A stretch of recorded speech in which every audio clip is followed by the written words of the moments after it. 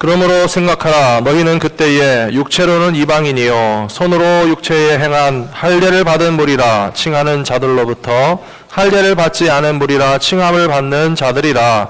그때 너희는 그리스도 밖에 있었고 이스라엘 나라 밖에 사람이라. 약속의 언약들에 대하여는 외인이요 세상에서 소망이 없고 하나님도 없는 자이더니 이제는 전에 멀리 있던 너희가 그리스도 예수 안에서 그리스도의 피로 가까워졌느니라. 그는 우리의 화평이신지라. 둘로 하나를 만드사 원수된 것 곧 중간에 막힌 담을 자기 육체로 허시고 법 조문으로 된 계명의 율법을 폐하셨으니 이는 이 둘로 자기 안에서 한 새 사람을 지어 화평하게 하시고 또 십자가로 이 둘을 한 몸으로 하나님과 화목하게 하려 하심이라. 원수된 것을 십자가로 소멸하시고 또 오셔서 먼데 있는 너희에게 평안을 전하시고 가까운 데 있는 자들에게 평안을 전하셨으니 이는 그로 말미암아 우리 둘이 한 성령 안에서 아버지께 나아감을 얻게 하려 하심이라. 아멘. 할렐루야. 좋으신 하나님을 찬양합니다. 모두 평안하셨습니까? 비오는 궂은 날씨에도 예배하러 오시느라고 주일 아침 일찍부터 부지런히 나오신 모든 성도님들을 진심으로 축복하고 또 감사하고 또 새해가 됐네요. 한 달 전에 새해를 맞이했는데 이제 음력 설날이 되었으니까요. 정말 새로 주시는 한 해 동안 주님 주시는 축복과 은혜가 우리 사랑하는 모든 성도님들의 가정 가운데 충만하시기를 축원합니다. 며칠 사이에 남과주에도 비가 와서 좀 불편하셨던 것은 사실이지만 중부, 동부 지역에 비하면 아무것도 아닙니다. 영하 30도, 40도, 50도 추위가 닥쳐서 이 한파로 인해서 말 그대로 살인 한파입니다. 30명 정도가 얼어 죽었다고 합니다. 대학생이 캠퍼스에 있다가 동사한 채로 발견되고 페덱스 딜리버리 하는 분이 물건 딜리버리 준비하다가 추위를 못 견디고 사망한 사람도 있고요.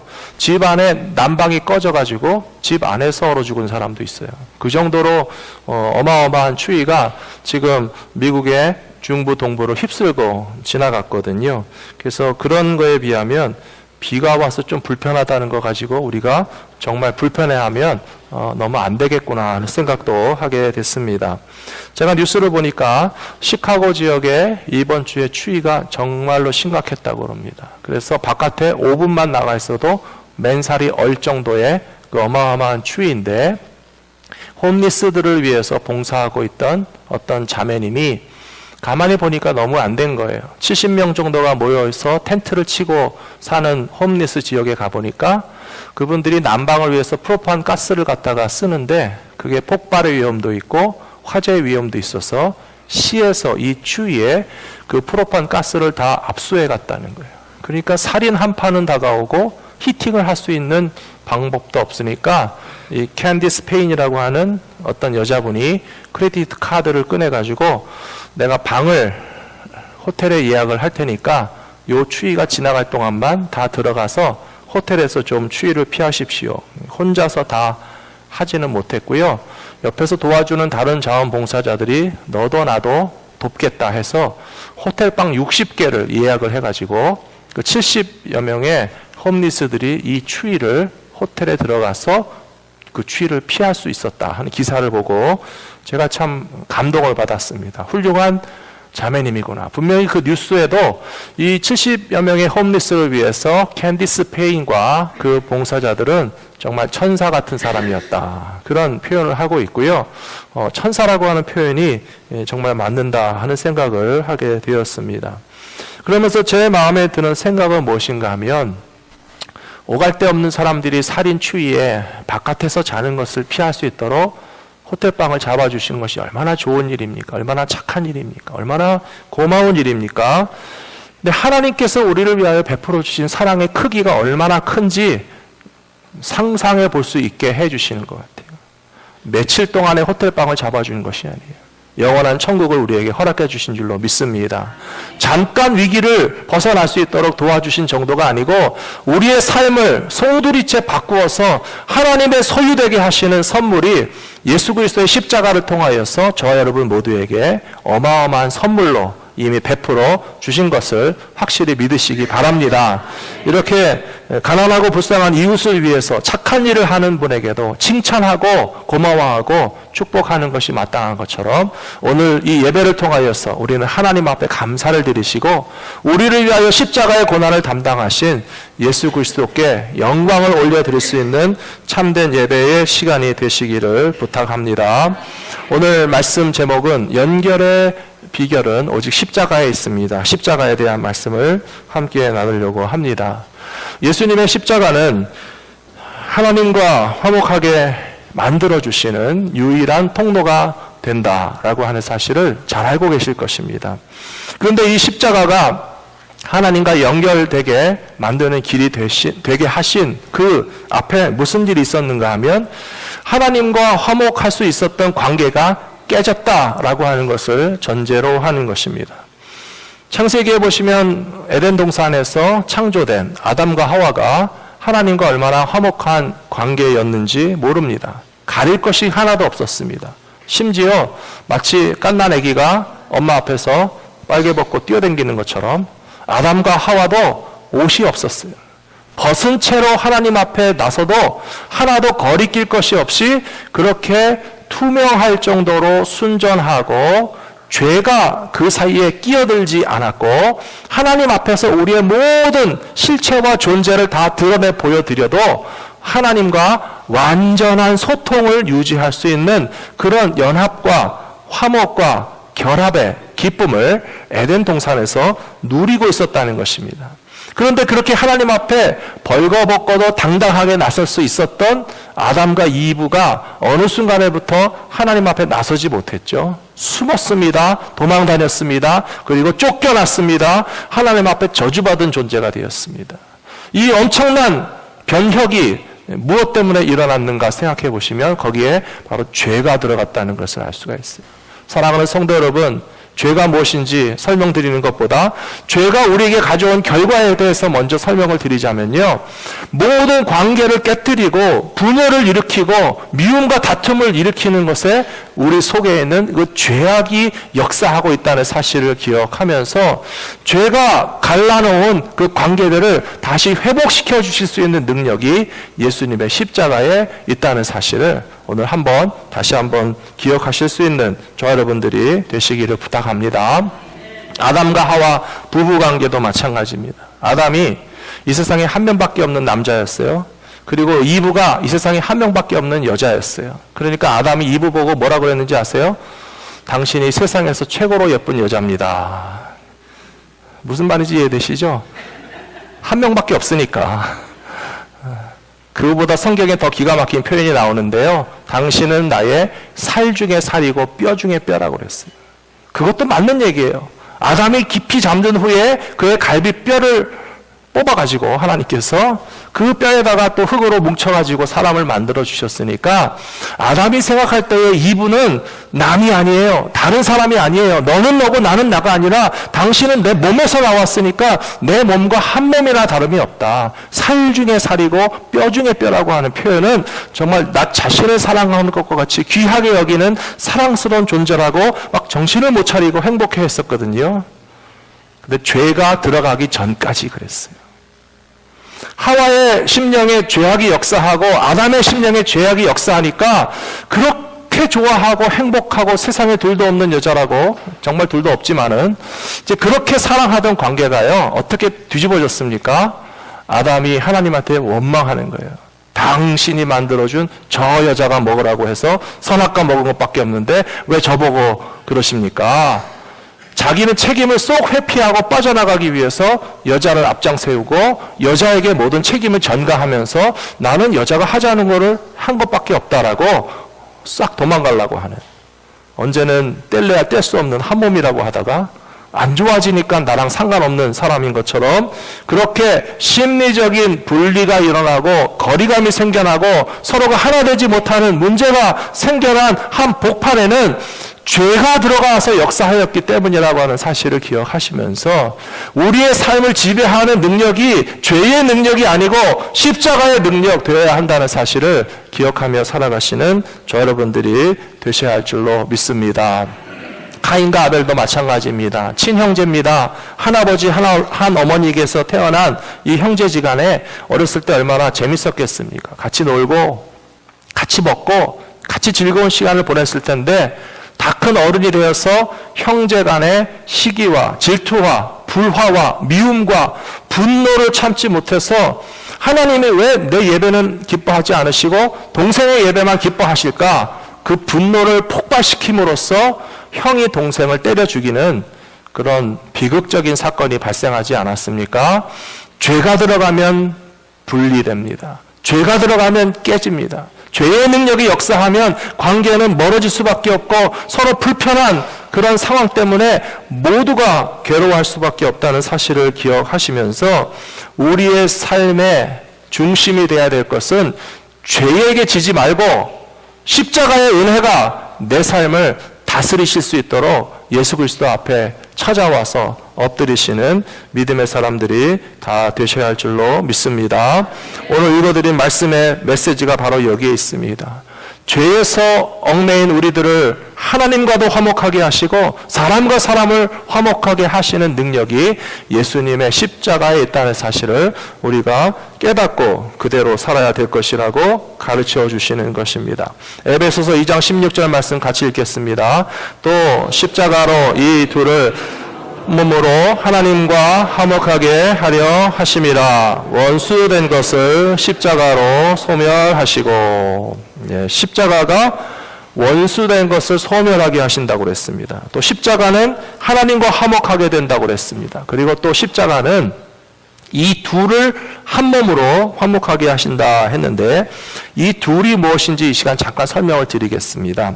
에베소서 말씀을 쭉 읽어보시면요, 유대인과 이방인도 화목하게 될 수 있다라고 하는 사실을 이야기하는 것입니다. 더 나아가서 에베소 교회에는 유대인들 출신의 크리스찬들만 있는 것이 아니고 외국 사람, 이방 사람, 헬라 사람들이었는데도 불구하고 예수님을 믿고 교회에 와서 같은 공동체를 이루고 있었다라고 하는 것을 의미하는 것이고, 구약 시대의 관점으로 보면 유대인과 이방인은 도저히 같이 갈 수 없는 존재입니다. 여러분 기억나십니까? 베드로가 이방인들 지역의 교회 가서 식사하는데 이방인들 크리스찬들과 사도 베드로가 같이 식사를 하고 있었어요. 근데 갑자기 이스라엘에서 유대인들이 또 왔어요. 그러자 베드로가 어떻게 했는지 아세요? 마치 여기 앉아서 먹으면 되는 장소가 아닌 것처럼 안전부절하다가 그 자리를 박차고 나갔단 말이에요. 그것은 뭐냐 하면 유대인들과 이방인들이 친하면 안 되는 것처럼 고정관념을 가지고서 그렇게 차별하는 마음을 베드로가 버리지 못하고 있었는데 사도 바울이 나중에 그것이 잘못된 것이 아니냐 바로잡아 줬습니다.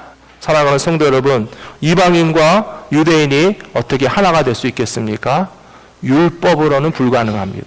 예수 그리스도의 십자가가 서로를 차별하지 않고 용서하고 사랑으로 화목하게 하시는 능력을 나타내실 때에 유대인들도 이방인들도 복음 안에서 하나가 되는 역사가 일어나는 것처럼 우리의 가정과 인생과 교회 가운데서 화목하게 하시는 역사를 예수님의 십자가를 통해서 경험하시게 되기를 부탁합니다.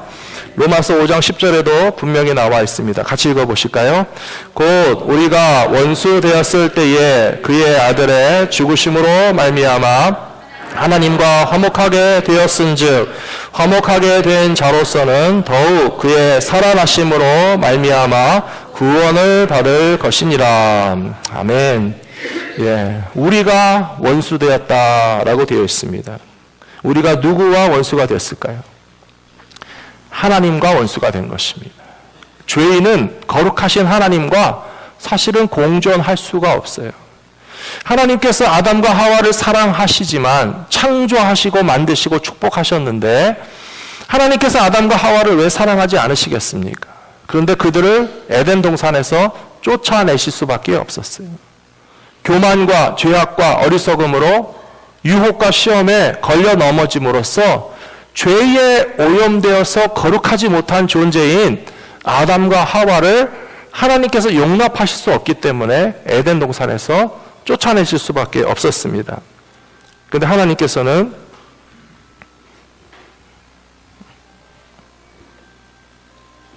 제 거랑 알람 소리가 똑같으시네요.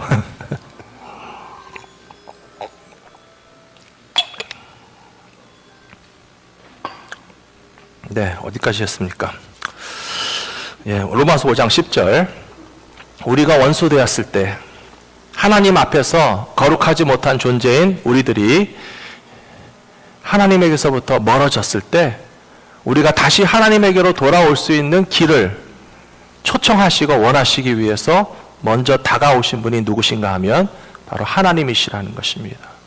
사랑하는 성도 여러분, 하나님이 먼저 우리들이 화목하게 되기를 원하시는 것을 기억하시면서 예수님께서 바로 그 일들을 해내시기 위해서 이 땅에 오셔서 십자가를 담당하신 것을 기억하면서 우리를 화목해 하시는 하나님 앞에 가까이 나가실 수 있는 믿음의 사람들이 되시기를 부탁합니다. 두 번째로 십자가의 능력은 모든 단절과 장벽과 거리감과 거절감을 무너뜨리시는 능력이 있다는 사실을 우리는 확실히 믿어야 할 것입니다. 에베소서 2장 12절 말씀 우리 같이 읽겠습니다. 그때에 너희는 그리스도 밖에 있었고 이스라엘 나라 밖의 사람이라 약속의 언약들에 대하여는 외인이요 세상에서 소망이 없고 하나님도 없는 자이더니. 이 에베소서 2장 12절에 나오는 말씀은 전형적으로 유대인들이 이방인들을 바라보는 시각을 표현한 것입니다. 유대인들이 생각하기에 외국 사람들, 당신은 이스라엘 나라 밖의 사람이고 하나님께서 아브라함에게 주신 약속이나 다윗에게 주신 약속을 함께 받을 자격이 없는 사람일 뿐만 아니라 이 세상에서 무슨 대단한 소망이 있는 사람들도 아니고 무엇보다도 하나님께서 당신들을 제쳐놓은 사람이나 다를 바가 없었습니다 라고 하는 그런 선입견을 가지고 있었거든요. 그런데 어떻게 이스라엘 나라 밖의 사람이 이제 들어올 수 있겠습니까? 하나님의 약속에 대하여서 포함될 수 있는 특권을 가지게 되겠습니까? 그리고 무엇보다도 세상에서 주는 소망이 아니라 하나님이 주시는 소망을 받을 수 있는 자격이 어떻게 해서 생겨날 수가 있겠습니까? 그것은 바로 예수님의 십자가가 우리에게 주시는 은혜다라고 하는 사실을 에베소서 2장 12절 말씀을 통하여서 우리는 깨닫게 되는 것입니다. 사랑하는 성도 여러분, 우리가 살다가 보면 가깝고 친하던 사람과 관계가 멀어질 때 불편하시죠. 내일 모레가 설날인데요.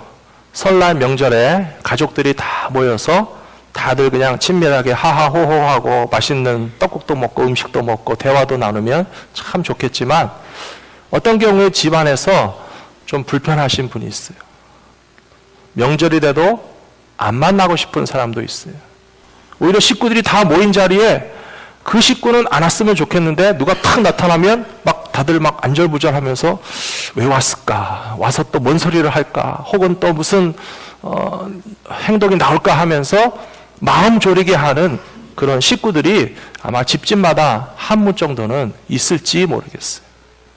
그러면서도 마음 한편에서는 이 불편한 관계가 좀 다시 회복되면 좋겠는데 라고 생각하지만 10년, 20년, 30년 평생을 살면서도 자기 집안에서도 화목하지 못한 관계를 뛰어넘지 못한 채 그냥 평생을 살아가는 분들도 다 있는 것을 우리가 보게 됩니다.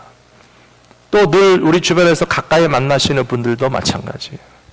눈에 보이지 않는 장벽이 있어요. 여기 장벽이라고 하는 것이 꼭 두터운 벽돌담이 아니라 할지라도 눈에 보이지 않는 그런 적당한 거리를 가지고 서로 부딪히지 않기 위해서 그냥 이리 피하고 저리 피하는 그런 장벽들을 가지고 살아갈 때도 있고요.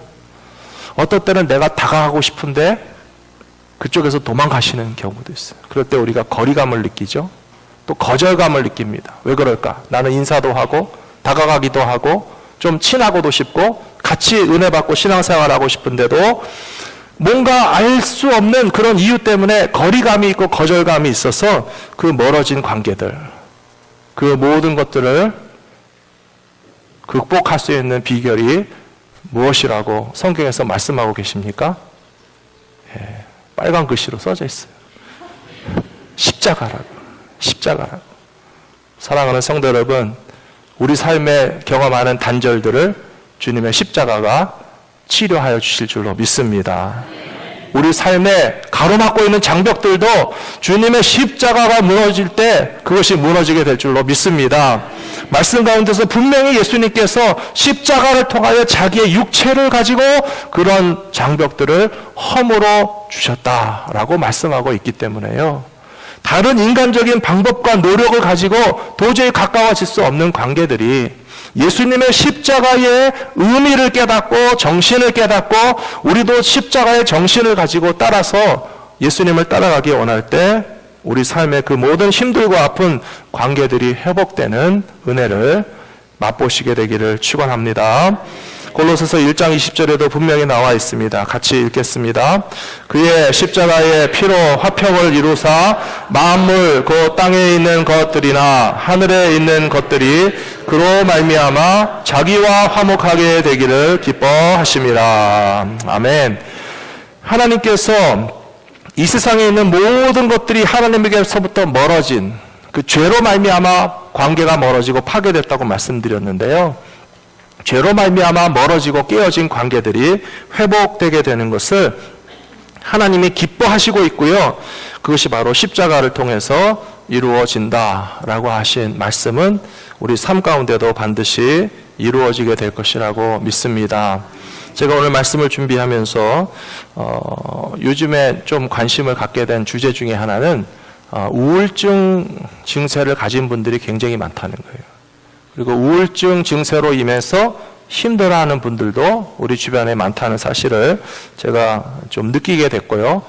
그래서 이 문제를 어떻게 신앙적으로 해결하는 것이 좋을까 해서 제가 조금 자료를 찾아보고 있습니다.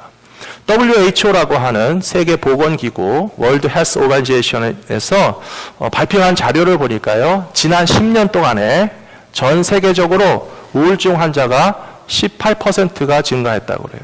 굉장히 급격한 증가세이고 전 세계적으로 잘 사는 나라, 못 사는 나라 뭐 할 것 없이 인간에게 진단할 수 있는 단일한 질병 가운데서 가장 흔한 질병은 우리 생각할 때 감기 몸살이 아닐까 생각하겠지만 참 놀랍게도 우울증으로 진단받는 사람들이 더 많을 정도로 우리 삶에 굉장히 다양한 영역에서 나쁜 영향을 미치는 일종의 질환이라고 그렇게 규정하고 있었습니다. 그리고 우울증의 많은 원인들이 다 다양하게 있을 수 있지만 크게 세 가지의 원인을 설명해 주고 있었는데요. 세계의 많은 사람들이 지금 이렇게 우울증이 증가하고 있는 이유가 무엇이냐? 첫 번째는 미래에 대한 불확실성 때문에 그렇다는 거예요. 앞으로 어떻게 될지 모른다라고 하는 불안감이 내 마음을 짓눌러서 그 장래에 대한 불안감에 눌려서 살다가 보면 나도 모르게 우울증 증세가 나타날 수 있다는 것입니다. 정치적으로도 불안하죠. 경제적으로도 불안하죠. 그 다음에 고령사회, 노년사회가 되면서 나의 노후에 대한 삶에 대해서도 염려하시는 마음들이 다 있으실 거예요. 그래서 사실은 젊은 사람들보다도 연세가 높아지실수록 우울 증세가 더 많아지는 이유가 미래에 대한 불확실성에 대해서 염려하기 때문에 우울증을 가지게 될 가능성이 많다. 그렇게 진단하고 있었습니다. 두 번째로 전 세계적으로 이 우울증이 증가하는 이유 중에 하나는 너무나 지나친 경쟁에 대해서 그 치열한 경쟁에서 나는 실패하거나 뒤처진다라고 하는 좌절감 때문에 우울한 마음을 가지게 되는 경우가 많다 하는 것을 보았고요. 세 번째로 이렇게 우울증이 많이 일어나는 것은 사실 첫 번째, 두 번째는 새로운 것이 아니잖아요. 과거에는 미래가 보장됐었습니까? 옛날에도 불안했어요. 옛날에도 전쟁이 있었고요. 옛날에도 나쁜 정치 지도자들이 있었고 옛날에도 알 수 없는 질병과 사고가 우리의 삶을 늘 불안하게 했는데 오늘날 과거보다 더 특이하게 나타난 현상은 뭐냐 하면 치열한 경쟁이나 미래에 대한 불안함보다도 세 번째 원인이 관계가 깨진다는 거예요. 가정이 해체된다는 거예요. 집안에서 품어주지 못하고 친구들이 옆에서 위로해주면서 뭔가 나는 불안하지만 괜찮아 라고 말해주는 식구들이 옆에서 잘 살고 있으면 나도 덩달아 안심하잖아요. 그리고 치열한 경쟁에 나가서 꼭 1등을 하지 못하고 금메달을 따지 못해도 괜찮아. 우리도 실패했고 우리도 1등 못했고 우리도 사업에 다 성공한 것이 아니지만 가족이 품어주고 친구들이 이해해주고 공동체가 끌어안아주면 그 관계 가운데서 우울함에 빠지지 않게 될 것인데 모든 사람들이 다 이렇게 단절되고 혼자 살아가는 그런 관계의 해체, 가족의 해체가 불안한 마음을 가지고 우울한 마음을 가진 사람들을 보듬어 줄 수 있는 기회를 주지 않기 때문에 이 3대 원인으로 말미암아서 우울증이 전 세계적으로 증가하고 있다라고 하는 자료를 제가 찾아봤습니다. 우울증에 대한 진짜 진단은 제가 내릴 수 있는 것은 아니고요. 의사 선생님 만나셔야 돼요. 그리고 그거에 대한 처방도 아마 의사 선생님들이 필요한 여러 가지 방법이나 또 약도 제공해 주실 거예요. 그러나 저는 이 자리에서 성경적이고 신앙적인 말씀을 드리고 싶어요. 3가지 원인에 대해서 말씀드렸잖아요. 앞날이 불안하다. 또 경쟁에서 우리는 항상 이기지 못하고 실패하고 좌절한다. 그리고 관계들이 깨지고 있다. 이것에 대한 솔루션도 주님의 십자가 가운데 있다고 저는 믿습니다. 사랑하는 성도 여러분, 인류 역사상 모든 사람들의 장래는 불안했어요. 2000년 전에도 압자가 있고 전쟁이 있고 질병이 있었어요.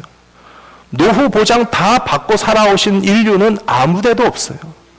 오히려 우리는 미국에 살고 있기 때문에 그래도 이 부강한 나라의 사회복지 혜택을 통해서 어느 정도 최소한의 미래의 보장을 가지고 살고 있잖아요. 근데 그것보다도 더 든든하게 우리의 미래에 대해서 확실한 보장을 주실 수 있는 분이 누가 있습니까? 그것은 미국 정부가 아니고 우리를 사랑하시는 하나님의 사랑이라고 저는 확실히 믿습니다. 장래에 대한 불안함을 믿음 안에 이겨내실 수 있게 되기를 부탁합니다. 관계의 깨어짐도 주님이 나를 붙잡아 주시고 내 삶의 화목으로 치유해 주시고 관계들을 다시 회복시켜 주실 것에 대한 소망을 가짐으로 말미암아 우리 마음 가운데 우울함과 불안함에 대해서 믿음으로 이겨내시는 저와 여러분들이 되시기를 부탁합니다. 로마서 8장 35절에 분명히 이렇게 나와 있습니다. 누가 우리를 그리스도의 사랑에서 끊으리요? 환난이나 곤고나 박해나 기근이나 적신이나 위험이나 칼이 우리를 그리스도의 사랑에서 끊을 수 없다라고 분명히 말씀하셨습니다. 믿으십니까? 하나님이 우리를 사랑하시면 불안해야 할 이유가 없다고 저는 믿습니다. 로마서 8장 39절에서도 그리스도 예수 안에 있는 하나님의 사랑에서 그 무엇도 끊어낼 수 없다라고 약속하신 말씀이 저와 여러분들을 지켜주시고 보호해 주실 것이라고 믿습니다. 3번째로 우리들에게는 예수님의 십자가의 사건이 얼마나 특별한 사건이었는가, 영어로 말하자면 이벤트가 되겠죠. 그래서 그와 같은 특별한 사건이 있었던 것처럼 계속적으로 특별한 십자가의 사건을 경험하는 믿음의 삶이 필요하다라고 하는 말씀입니다. 오늘 본문 말씀 가운데 2장 14절 말씀을 같이 한번 읽어보시면 좋겠습니다. 읽겠습니다. 그는 우리의 화평이신지라 둘로 하나를 만드사 원수된 것 그 중간에 막힌 담을 자기 육체로 허시고. 이 말씀이 참 재밌는 말씀입니다. 사람과 사람 사이의 담, 하나님과 우리들 사이에 있던 장벽을 예수님께서 허물어 내셨는데요. 그것을 자기의 육체로 허물어 내셨다. 그렇게 나와 있어요. 우리는 좀 궁금한 것이 예수님이 뭐 이렇게 고생을 직접 많이 하셨나? 누구 다른 사람을 보내시거나 꼭 육체로 하지 않으시고 말씀만으로 용서도 하시고 말씀만으로 화목하게 하시고 하나님 말씀만으로 우리를 용서하신다고 해도 되지 않겠나라고 하는 생각이 들 수 있는데 예수님은 굳이 인간의 육체를 입고 이 땅에 오셨어요. 33년의 생애를 사셨고 십자가의 고난의 길을 자기 육체로 친히 다 아라리 겪으시면서 채찍에 맞으시고 못에 찔리시고 가시면류관을 지시고 또 십자가 위에서 죽으셨잖아요. 왜 예수님 그렇게까지 육체적으로 고생을 하셨다라고 생각하십니까? 저는 그것이 우리들의 연약함을 불쌍히 여기셔서 우리들이 하나님의 사랑을 느끼고 믿을 수 있게 하시려고 베풀어 주신 친절하신 하나님의 사랑이라고 믿습니다. 만일에 예수님의 십자가 사건이 없었더라면 많은 사람들이 그렇게 얘기할지 모르겠어요. 하나님, 말로만 사랑하지 말고 행동으로 사랑하라고 하셨잖아요. 기억나세요? 지난주에도 제가 드린 말씀이잖아요. 말로만 사랑하지 말고 행동으로 사랑하라고 하나님 말씀하셨잖아요. 그러면 좀 보여주세요. 느낄 수 있게 해주세요. 만질 수 있게 해주세요. 우리 피부에 와 닿게 하나님이 정말 나를 사랑하신다는 사실을 진하게 느낄 수 있도록 뭔가 보여주셔야 알 수 있는 거 아닙니까? 라고 많은 사람들이 하나님한테 호소할 것 같아요. 그러면 하나님이 대답해 주시는 말씀이 있어요. 그게 바로 십자가라고 하는 거예요. 예수님께서 십자가를 지신 이유는 하나님이 말로만 사랑하지 않고 행동으로 사랑하는 분이라는 것을 우리에게 증명해 주신다라고 믿습니다. 예수님의 제자들이 예수님에게 질문했어요. 예수님 하나님의 아들이시죠? 그러면 하나님 좀 보여주세요. 그랬거든요. 그랬더니 예수님 뭐라고 대답하셨습니까? 나를 본 자는 아버지를 본 것이다 라고 대답했어요. 그러니까 결국 예수님은 우리에게 왜 오셨어요?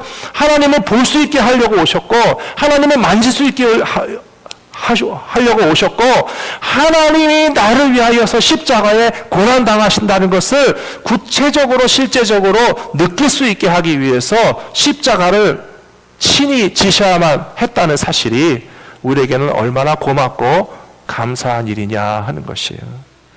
사랑하는 성도 여러분, 예수님께서 우리에게 오신 그 사건은 하나님께서 인류에게 주신 가장 최대의 이벤트라고 저는 생각합니다. 이벤트라고 할 때 이 개념을 너무 가볍게 생각하지 않으셨으면 좋겠어요. 물론 요즘에 이벤트라고 하는 말이 주로 어떤 때 쓰이는가 하면요, 사랑하는 사람을 기쁘게 해주기 위해서 뭔가 이렇게 해서 서프라이즈 파티를 꾸미는 거를 이벤트라고 그래요. 젊은 사람들은 그렇게 얘기하죠. 젊은 사람이 어디 좀 있어야 물어볼 텐데. 예. 이벤트를 잘 해주는 사람이 인기가 있다고 그래요. 남자친구가 이벤트를 많이 해줘야 여자친구한테 사랑을 받고요. 결혼하기 전에는 프로포즈도 해야 되고요. 뭐 신혼여행도 계획해야 되고요. 뭐 결혼식도 준비해야 되고요. 얼마나 이벤트를 준비해야지 우리 신랑이 참 괜찮다고 남자친구가 참 훌륭하다고 칭찬받고요. 그게 결혼해도 안 끝나요. 결혼해도 신랑들이 생일잔치도 해줘야 되고 결혼기념일도 축하해줘야 되고 뭐 와이프를 해피하게 해주기 위해서 이벤트를 많이 해줘야 최고 신랑이라고 그렇게 칭찬을 받는데 그런 이벤트 할 줄 모르는 우리 같은 신랑들은 어떻게 하라고 그런지 모르겠어요. 근데 이벤트가 그런 것만 의미하는 것이 아니에요. 하나님께서 우리를 위하여 먼저 어마어마한 이벤트를 우리에게 착 베풀어 주셨어요. 저는 그것이 십자가의 사건이라고 믿습니다. 하나님이 우리를 얼마나 사랑하시는지 정말 느낄 수 있게 해주시려고 아들을 이 땅에 보내셔서 십자가 위에서 죽는 것까지 보여주심으로써 내가 죄인된 너희들을 얼마나 사랑하는지 이래도 모르겠느냐. 하나님이 보여주신 이벤트보다 더 어마어마한 이벤트가 어디 있습니까? 십자가 사건을 통해서 우리는 정말 하나님의 사랑을 뜨겁게 느낄 뿐만 아니라 그 사랑을 항상 기억하는 이벤트 가운데 우리가 참여하면 하나님의 그 사랑이 영원하도록 우리에게 간직되게 될 것이라고 믿습니다. 십자가의 사건을 기억하는 이벤트가 무엇인지 아십니까? 그것이 바로 예배입니다. 사랑하는 성도 여러분, 예배를 드리실 때 그냥 기독교인이니까 주일날 한번 왔다 가는 자리가 예배라고 생각하지 마세요. 예배라고 하는 것은 하나님께서 우리에게 보여주신 우주, 인류 최대의 어마어마한 최고의 십자가 이벤트 사건을 오늘 우리가 다시 리마인드 하는 거예요. 여러분, 리마인드 웨딩이라고 들어보셨어요? 결혼식 날이 너무 행복했기 때문에 30년, 50년 지난 다음에 똑같이 신랑 신부 웨딩드레스 입고 여보 우리 리마인드 웨딩 합시다. 또 그런 이벤트로 사랑을 확인하는 커플들이 있으시다고 하는데요. 예배는 주님의 십자가 사건을 다시 한번 기억하는 바로 리마인드 이벤트라고 하는 것을 생각한다면 이 예배의 시간을 통해서 우리는 하나님의 사랑 안에서 하나님과 화목하게 될 뿐만 아니라 그 예배를 함께 체험하는 성도들이 화목하게 되고 주님의 십자가를 기억하는 예배의 공동체는 여러분들의 가정 가운데 화목의 역사가 일어나게 될 것이라고 믿습니다. 출애굽기 20장 말씀이 나와 있죠. 같이 한번 읽어보실까요? 출애굽기 20장 24절 말씀입니다. 내게 도단을 쌓고 그 위에 양과 소로 내 번제와 화목제를 드리라.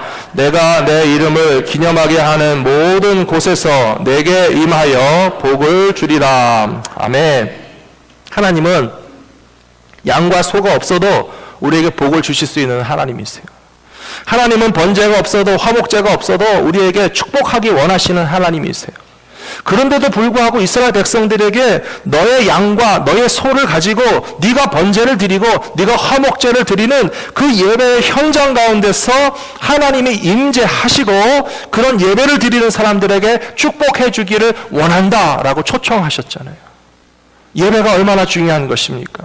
예배는 우리를 구원하신 하나님의 구원을 기억하는 것이고 죄로 말미암아 죽을 수밖에 없는 우리들을 구원하여 주시는 하나님의 은혜에 감사하는 현장이 바로 예배라고 하는 현장이에요. 그리고 구약시대에는 양이 필요했고 소가 필요했고 번제와 허목제를 드려서 예배했지만 지금은 달라졌습니다. 양도 필요 없고 소도 필요 없고 번제나 화목제가 아닌 예배를 드리지만 지금 우리 이 예배에는 뭐가 있습니까? 예수님의 십자가가 있다는 거예요.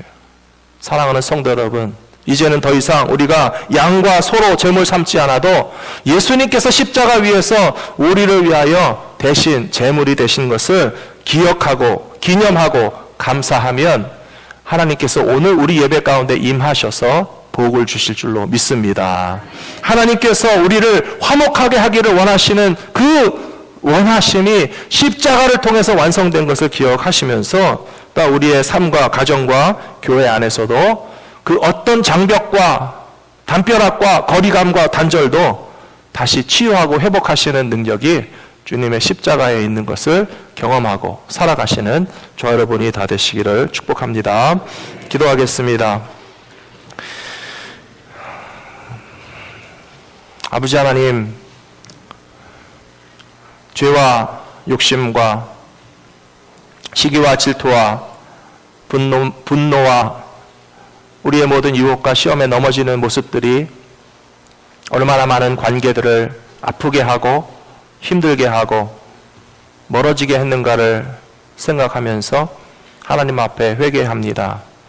아버지 하나님, 다른 그 누구의 책임이라고 우리가 전가할 수 없습니다. 아담이 하와와 멀어진 것이 어떻게 하나님 때문이겠으며 어떻게 하와가 먼저 선악과를 먹었기 때문에 나도 그 관계가 깨지고 멀어지는 일들을 했다라고 핑계할 수 있겠습니까?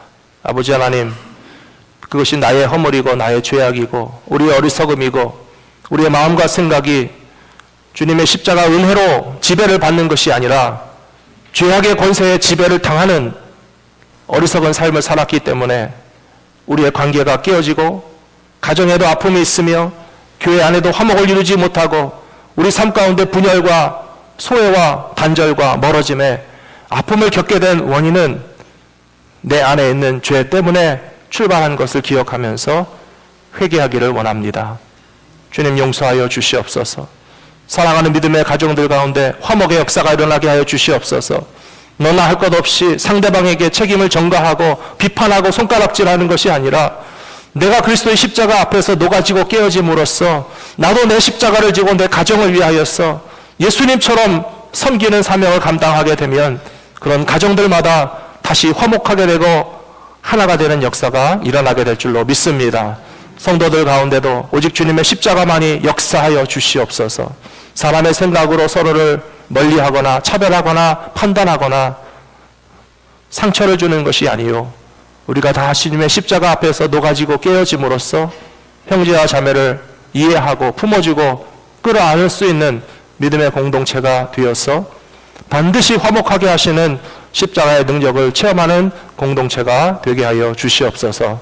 무엇보다도 죄인된 우리들이 하나님과 화목하게 된 것이 얼마나 큰 은혜인가 깨닫게 하여 주시옵시고 예배를 드릴 때마다 주님의 십자가를 의지하여 거룩하신 하나님 앞에 더욱더 가까이 나가게 하여 주시옵시고, 특별히 오늘 이 시간에 우리 성찬 예식으로 초청하여 주시니 감사합니다.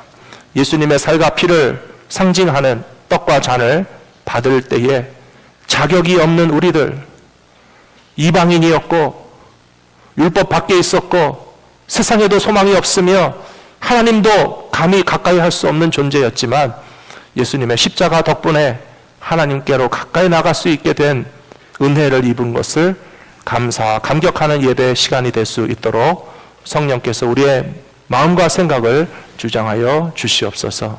모든 말씀 우리 주 예수 그리스도의 이름으로 간절히 기도 올리옵나이다. 아멘.